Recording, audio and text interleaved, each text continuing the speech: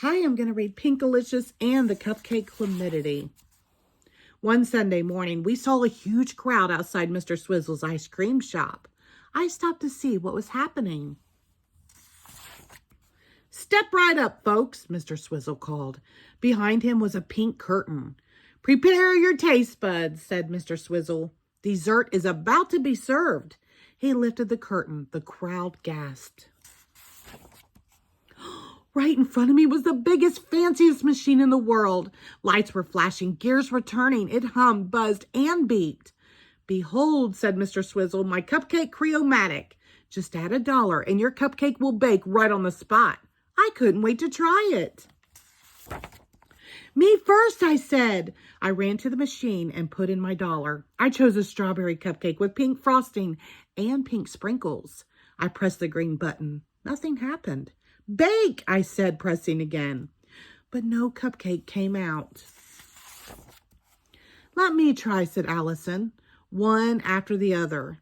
People put their money in, but nothing came out. "What's going on here?" The crowd started to grumble. People were getting upset. So was I. I wanted my cupcake. "I am so sorry," said Mr. Swizzle. "Let me get the owner's guide. I'll have this fixed in a jiffy." I couldn't wait that long. I wanted a pink cupcake. I thought.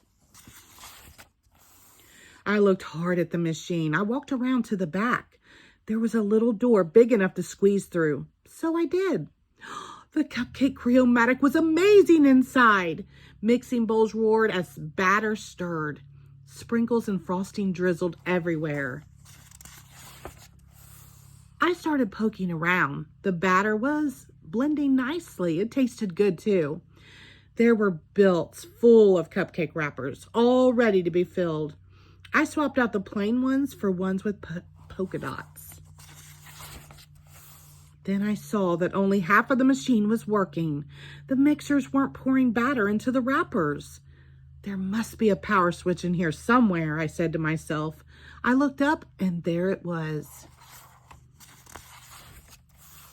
The switch was way up at the top of the machine. I climbed all the way there. "It's cupcake time," I said as I flipped it on. The cupcake Creomatic started rumbling right away. In fact, it started rattling. Then it started shaking. "Uh-oh," I said. The machine started filling up with batter.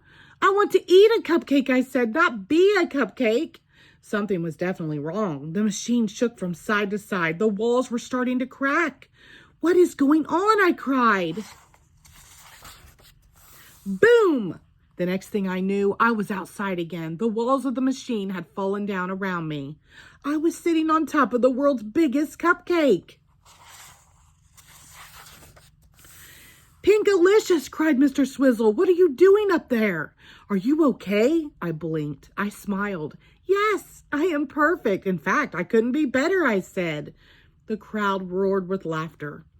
Mr. Swizzle looked relieved. "Dig in, everyone," he said. Everyone loved the giant treat. "Sorry about your machine," I told Mr. Swizzle. "That's okay, Pinkalicious," he said. "From now on, I'll stick to ice cream and leave the cupcakes to you." The end. Thank you.